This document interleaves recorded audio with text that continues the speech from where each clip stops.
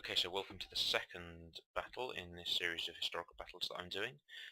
This time it's the Battle of Silarus River, which is fought between Crassus of Rome and Spartacus, leading his slave rebellion. I'm just going to start the battle, and then I'm going to pause it so I can tell you all about both sides. Okay, so first thing that you may notice is that there's an awful lot of Romans on both sides. That is because I'm obviously playing Rome on this side. I'm playing the outnumbered Crassus, trying to crush the slave rebellion over here. Now, the reason why I've chosen Rome to play against here is because Spartacus has already won several battles, and his troops will be fairly heavily kitted out in the same way that Romans are. So hence why there are an awful lot of Roman looking units over here, including legionnaires equivalent. So this battle takes place in 71 BC in southern Italy, and this is a battle that Spartacus here has to win, because this Roman army here is the first of three that are incredibly close to fighting Spartacus. They are literally a few miles away, so therefore Spartacus has to win this battle, and he has to win it well in order to continue his rebellion and get freedom. So I'm just going to talk you through the two armies, and then we're going to play it and see what happens. So first, the Roman army. As all Roman armies, has a solid backbone of legionaries. In this army I've gone for 7 units, and they have 2 gold chevrons each. So despite being heavily outnumbered, I will have the advantage of much better troops. On the flanks I have small units of slingers. Again, 2 gold chevrons, just to make them a little bit better. I have 3 units of them. Then I also have 3 units of auxiliary cavalry, again all 2 gold chevrons, and at the back I have Crassus's units. So it's a very small, compact Roman army. This is, despite how small this army looked, this was meant to be a very large Roman army. In real life it was roughly 40,000 men that took to the field to fight Spartacus. Spartacus' army numbered well over 100,000, some people think up to 120,000. So let's take a look at this army, see what he's got. So essentially Spartacus' army is made up of 8 units of legionnaires. However, these are not veteran legionnaires, which is what I'm using. I'm using armoured legionnaires, which are much better. These guys also have no experience whatsoever, because essentially, let's not forget, they're still slaves, and they may not have the fighting experience of the Roman legions, of course. So also Spartacus will have had Celtic allies from all over the countryside in Italy, and some more may have joined him as he was breaking free earlier in his campaign. So there's a few units of Celtic warriors here and over here. Also a slightly tougher unit of Celtic allies here in the visage of Oathsworn. Also, I've put in a few units from Pontus. Now, these are Pontic swordsmen, and there are also a few units of hillmen.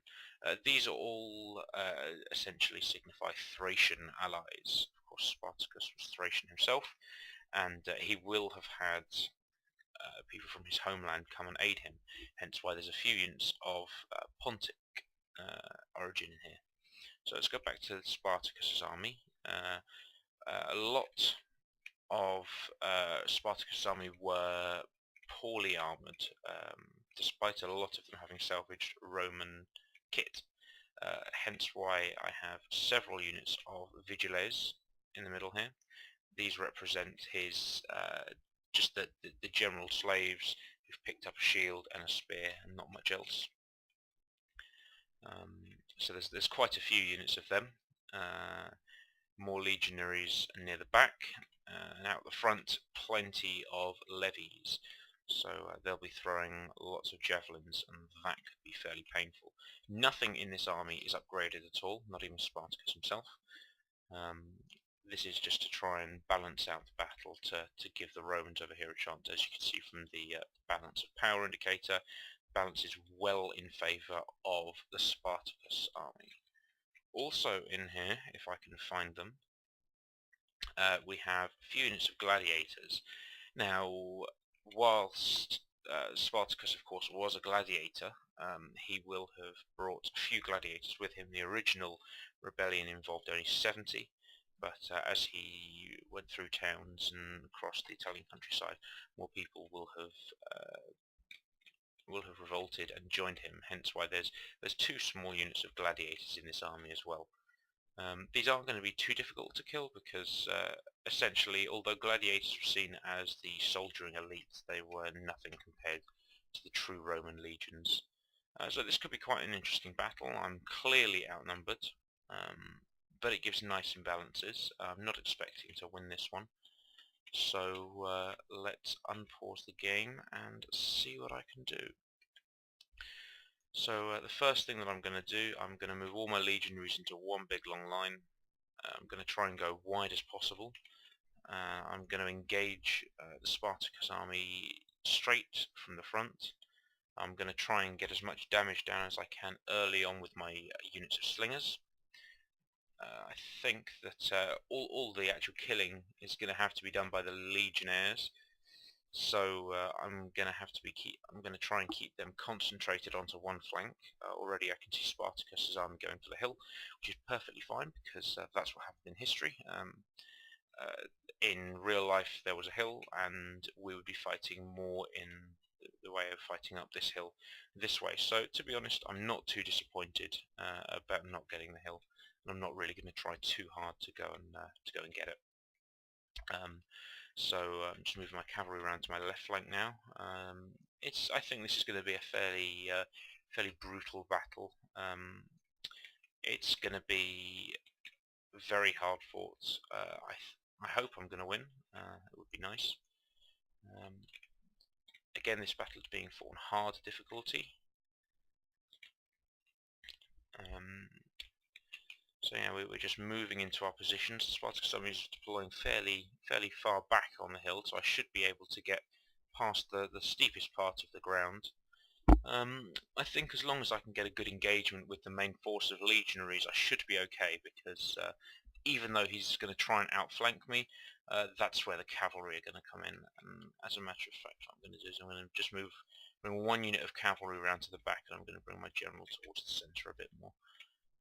My general is an offensive general, seeing as though that Crassus was the aggressor in this battle. The Spartacus's army have all been given fairly neutral general abilities, mainly because they weren't great generals. They were essentially just escaped slaves, but they did know how the Roman machine worked, so they did have a little bit of knowledge about what they were doing. So hopefully the tactic here is I'm going to engage with the legionaries in a frontal assault, and then I'm going to use the horses to try and hit and run any units that try and get around the side. So I have a feeling that their army is fairly close up on my right hand flank, so I'm just going to turn the army around that pivot point and just see what we can see after that. I'm just going to regroup these guys so that they're in better unit cards, keeping my general, of course, at the back. I'll keep these cavalry in the trees for the moment. That could be a useful ace in the hole to have. That unit of cavalry is well hidden there, and they could hurt coming up the trees, especially on a flanking attack. So I still can't see anything here. And I think I'm going to have to just keep advancing up the hill. What I am going to do is I'm going to, as soon as I see this Spartacus's army, I am going to pause the battle, or I'm going to pause the battle, and I'm going to make the legionaries charge forward different targets in unison. That gives it a more authentic feel, I think. So I'm just going to initiate the charge now. Just get these horses to go around a little bit more, get my slingers up the line a bit more, as is my general. Just staying behind the slings a little bit. So my legionaries are just doing a general advance up the hill. This unit of horses is going to head further towards the side just to get a better positioning. And as I can see there, they're very, very far back off the hill. Not too much danger. They're sending forward their initial skirmishers, and my legionaries are getting into a decent position. So now I think we can probably pause the game here and just take a quick peek, so that we can get some nice charges going. This is going to be good. From what it looks like, the Spartacus army is fairly well grouped up, so I should be able to get a decent charge. So what I'm going to do is I'm going to send... This is what I wanted to do really. I wanted to try and make sure that my units of legionaries did what they were supposed to. Because in the last battle I had a few units of cavalry which didn't really do their job. I'm just going to make these guys move up double pace, and then I'm going to those guys are fine. I'm just going to restart the battle because I don't want to be cheating too much, because that's a little bit unfair. I think I might just make them charge them just for the sheer hell of it. So let's get back and stop cheating. So in go all the Romans. My missile units here will be throwing their bits and bobs. I'm going to get my general up behind them. My infantry are of course going to go use the whip, so that I get the advantage nicely. Now, as you can see, my army is already incredibly spread out, but it's holding its line. It's a fairly thin line, but it is holding its line. I'm going to try and use this unit over here as my to try and eat up along the line. My slings are doing their job fairly nicely. I'll just get them to go a bit quicker. That's a unit of legionaries which I don't really want to take too much of an attack from. So what I'm going to do is I'm going to try and hit this flank here and try and dodge out of the way a little bit. Although those legionnaires may be a nice target, now we can charge the flank through there. Maybe a sacrificial unit just there. My general's now going to go for Intimidate to try and stop all these units using abilities. And now I'm going to use my own ability of Warcry just to try and get a little bit of an advantage elsewhere on the battlefield. Now this unit of forces made its first attack quite nicely. It's done quite well, so we're going to pull them out. The legionaries are doing fairly poorly actually against my cavalry, but I'm going to keep them in there. So I've got wavering men now. This is what I feared. My army's fairly split up, and I need to try and get it back into some form of cohesion. I'm going to start with these units here. So again, my general's just using. He can't use any more abilities. My infantry still have used the whip in a minute, and in go, hopefully, this unit of horses to try and smash their lines a little bit better. Looks as though I'm still just about holding on this right hand flank here. My slings are still doing their job.